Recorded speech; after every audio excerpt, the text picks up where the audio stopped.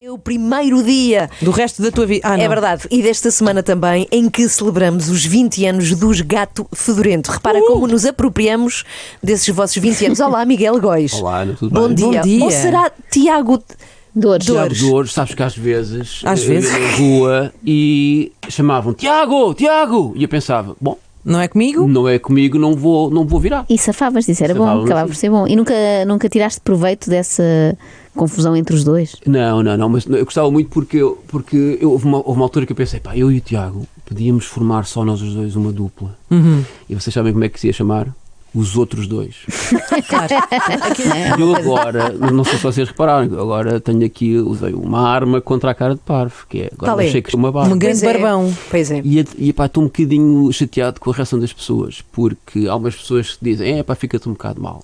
E Quem é diz chato, isso? É chato, não é? Isso é a tua mulher, Mas não é? depois há aquelas pessoas que dizem, não, fica-te muito bem. Eu também acho que é chato, porque no fundo é dizer, quanto mais tapas a cara, Melhor ficas. mais, Melhor ficas mais ficas. bonito, não é? Se tu puseres Por outro um lado- saco na cabeça, vais ficar lindo. Por outro lado, se tivesses a barba já naquela altura, se calhar tinhas evitado estes anos todos de confusão com o Tiago, não é? Eras Eras o da barba, eras o da barba. A barba, Pois é. pá, foi-me Olha, pensado. tarde demais. Porque É vocês são mais ou menos da São mesma muito diferentes. altura, são os dois magrinhos. Ou pôr uma boina, assim. É o Miguel Góis que está aqui connosco. É o primeiro dos Gato nesta semana dos 20 anos. Caramba, 20 anos! Deram o tempo. Exatamente. É incrível, não é? Mas agora olhas para a minha Sim. barba grisalha e percebes que não é assim tão São estranho. que é um pelo branco por cada ano. Mas quase de- parece-te a sensação que foi ainda ontem ou que foi até há mais, há 40 anos? Há Qual 50 é a tua sensação a pois, respeito disto? Epá, não, parece que já foi há muito tempo mesmo, sim. E é uma coisa de, foi muito giro, mas eu não queria outra vez. Ok, ou seja, não és nada saudosista em relação a Não, isso, não. não cultivas Agora fala-se, mas o que é que vocês vão fazer? Será especial. que vão sentar a ver o primeiro episódio? não queremos Só se rever esfregassem aquilo. muito. Foi Até muito porque giro. tinha que ser num dia específico, não é? Era Tinha- o dia dos 20 anos. Pois, Tinha que ser naquela podia data, ser, assim, superar um sim. bolo, não é? Exato. Olha, tu de todos os gatos, serás talvez, a Ana há bocado disse uma coisa boa, que és o gato, é que és aquele gato que a pessoa vai à casa dessa pessoa que tem gato e nunca o vemos. Não sabemos Sim. que essa pessoa tem gato até vermos os pelos no sofá. Ou seja, és de todos o mais tímido. Como é que tu enfrentas estes momentos assim? Eu não diria tímido. É mais eu diria esquivo, se tímido. calhar, não é? És arisco. Eu sou reservado. Ok. Ou seja, não é uma. Qual é a diferença entre tímido e É uma reservado? escolha.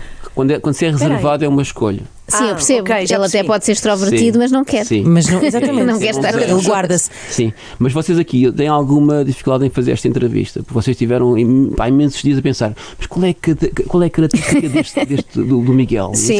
Caraças, um brainstorming. Ficaram intenso. aliviadas quando te viram entrar e viram a barba. Dele, Já o que tem uma é que ele característica. pode perguntar? Tens 4 filhos, o mais velho tem quantos anos? Tem 19. 19. A minha pergunta é: os teus filhos celebram e têm orgulho, fazem alguma. Têm vaidade no facto do pai de ser um gato fedorento? Não. Ou não ligam a menor. Não ligam nada? Não ligam nada.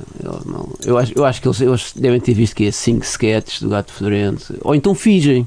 Pode também pode dizer ser isso. Tipo, aquela- não, tu não significas nada para mim. Mas quando Não é uma dos cena entre os jovens. Uma pessoa pequena e de outra geração acha graça às piadas de gato fedorento.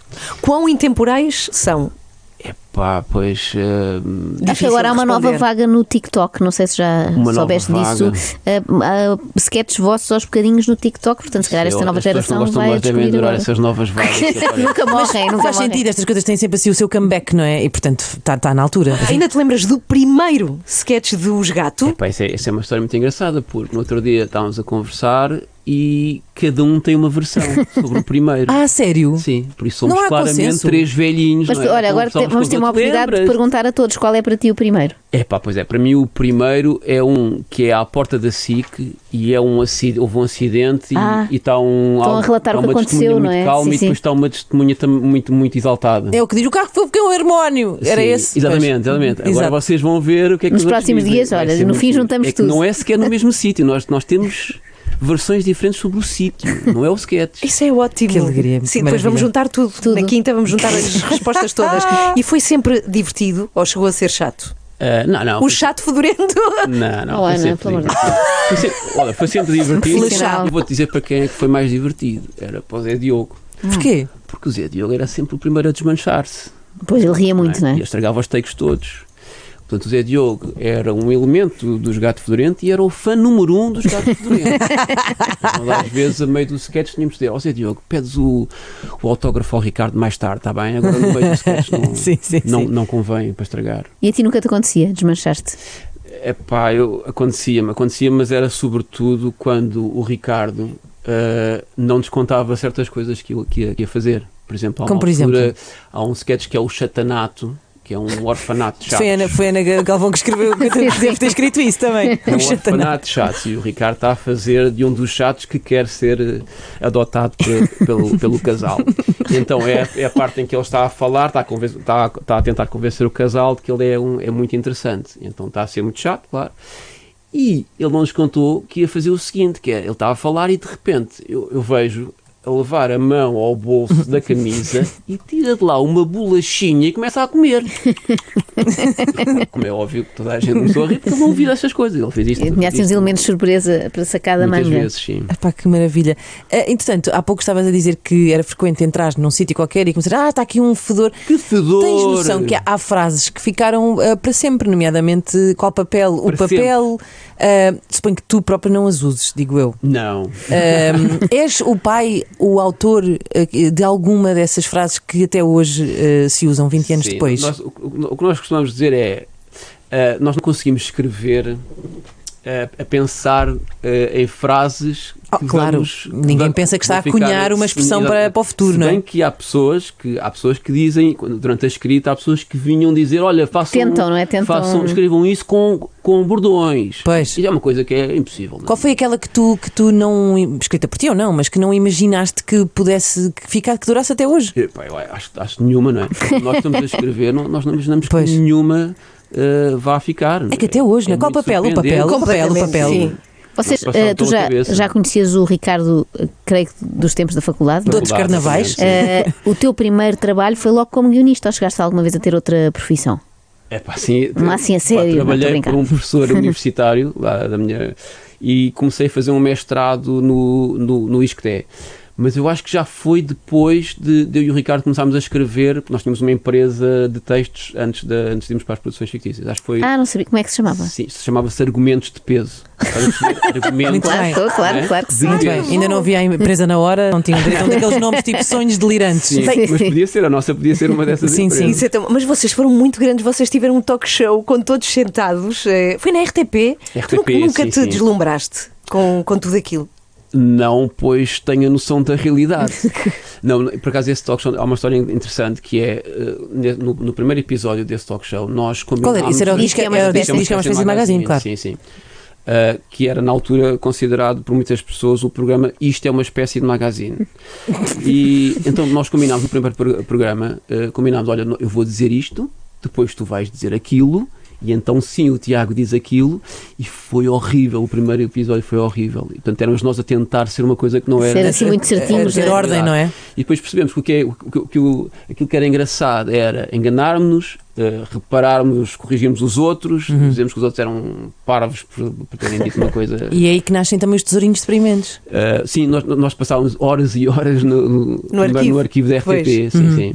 Houve uma altura que houve uma espécie de crise nos arquivos da RTP, que eu estava lá a ver vídeos há horas e há uma senhora do arquivo que era muito simpática, mas que nesse dia teve um mini meltdown, porque a essa altura chega ao pé de mim e diz: foi você que me tirou a banana? E eu, não, eu acho que comeu a minha banana. Isso é uma acusação gravíssima. Sim, a tirar o potássio aos trabalhadores da RTP. E era uma senhora encantadora porque ela mas ela passava muito tempo ali. E eu sou capaz de jurar que ela usava pantufas. Aqueles sapatinhos. Sim. Eu sou capaz de jurar. E por que não é? O que aconteceu à banana? Tu comeste ou não comeste? Mas não fui eu, sei que não fui eu.